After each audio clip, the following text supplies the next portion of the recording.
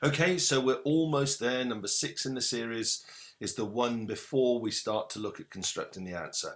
But I just thought that before we did that, the final piece in the puzzle would be to, bearing in mind that we're doing this for revision, would be to look at what those two key documents that we looked at earlier say. We'll look at the questions, we'll look at what the mark scheme says, and then we'll look at the examiner's report, and I'll explain a little bit more about the examiner's report when we look at them for each individual question. So this would be a perfect time to have with you the paper, the examiner's report and the mark scheme, and have them opened at the right page so as you can go through and see what it is that we're saying.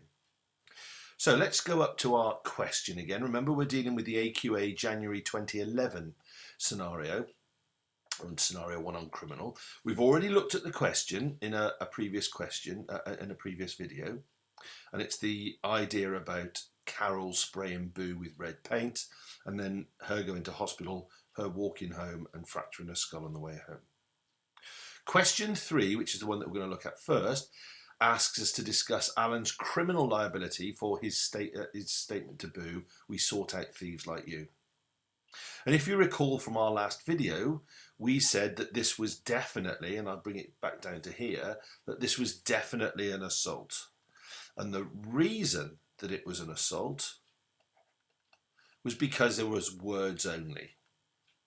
And if we look at the mark scheme, so this comes from the mark scheme. The mark scheme makes it very clear that the discussion and application, and I'm going to show you how to do both of those in the next video, should be around the offence of assault. And what it says clearly is that you should discuss the actus reus and then the mens rea of assault. You must apply the theory, and then you've got to show this idea of fear. Now, I have to say I completely and utterly disagree with the use of the word fear. Remember, apprehension is about expectation, not fear. You can expect violence without fear in it, and the offence can still be complete. So unfortunately, this word fear has come into our usage now, and it's misleading at best. And it's sad when you see even AQA on their official documents using the word fear. But what they do say is that that expectation, that apprehension, is caused by the shouting. And then you have to go on to discuss the mens rea of the intention or recklessness. All of these things I will do. They do ask that we have a statutory reference to section 39 of the Criminal Justice Act, and they tell you some of the cases that might be useful. Now, if we then go to the examiner's report, just so as you're aware, the examiner's report is written after all of the papers have been marked. And the chief examiner looks at what were the common faults when people were answering this question. And they put those common faults into a very short statement about what were the things that could have made answers better. And generally, they say that the question was answered well. People identified assault quite easy. They do give us a good clue here, and it's something to think about. And what happens in the examiner's report is they give you little clues about things to think about and things to say, do I do that, or do I understand that completely and therefore it's fine? But they said lots of students talked about immediate fear instead of apprehension of immediate violence. So that just comes back down to what I'm saying here, and AQA are slightly contradictory here, but it is about the apprehension of immediate violence. They then go on to say that what students didn't do is that they didn't use the scenario and the words in the scenario to make sure that their application was good. So lots of people forgot to mention that Boo hurries away in a panic. And I'll show you how we can do that in the next video when I give you the answer.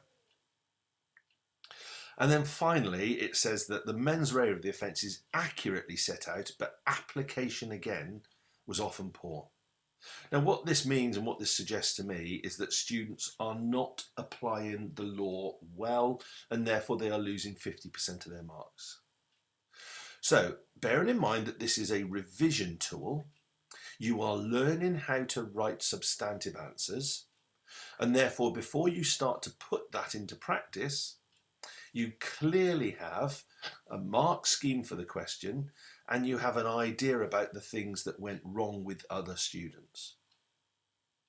So let's just quickly look at question 4. And you'll recall from question 4 that we were talking about the eye injury, the paint in Boo's eye. And we said that that was likely to be the merest touch. So therefore, we thought it was going to be battery. But we did say it might have been, and you could argue, a case for ABH. So there's a possibility that it might have been ABH. And so therefore, your analysis should be between, is it battery or ABH? And if we look at the mark scheme, it says very clearly that you needed to have discussed and applied the appropriate offence based on the application of force and the minor injury caused. And therefore, they wanted you to discuss battery and or ABH. So we were right. We knew what they wanted. We worked it out from the level of harm chart. And once again, it says that you need to discuss the actus reus, the mens rea, and the application of the law to show that the most appropriate offence is ABH. Now they've said ABH, that's absolutely fine. I think it were perfectly fine with battery. What they say here is that you can only get 5 marks for a full discussion of battery only. And if you were to choose GBH, i.e. the wrong offence completely, the maximum mark that you could get was a clear. And then they give you some cases that you could use. And we'll talk about those when we do the answer. Now remember, and I say this to my students all of the time, providing that you clearly discuss both and make a decision, your marks will not be impeded. And you can see that here. If you only discuss one, your marks will be lower. But you can go with battery, providing that you've discussed ABH as well. And the reason for that is that in a court, if things were very clear, then you wouldn't need barristers and solicitors. You are allowed to argue your point. That's what the examiner wants to see, that you've taken the rules of the law and applied them and come up with a conclusion. Now, the examiner's report says that the question is far more challenging than the first one, than question 3. It says what some people say is that they suggest that even section 18 or 20 is appropriate. Well, we know that's not the case because the injury is not really serious. So it can't possibly be section 18 or section 20.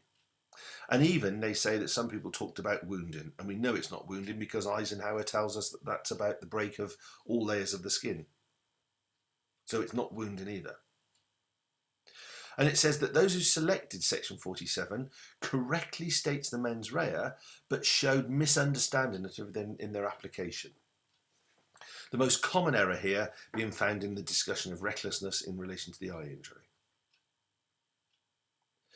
Some candidates didn't read the question properly and looked at the skull, the fracture to the skull.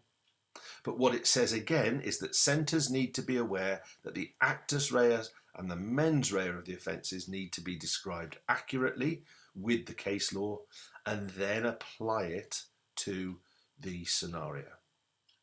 So what I'm going to do next is that we are going to look at the answer to question 3, the assault question. That's going to be our next video.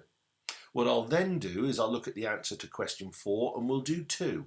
We'll do one that would be the battery and one that would be the ABH. Both would be right, both would get full marks, but I'll leave you to decide which one you think it is, whether it's ABH or battery.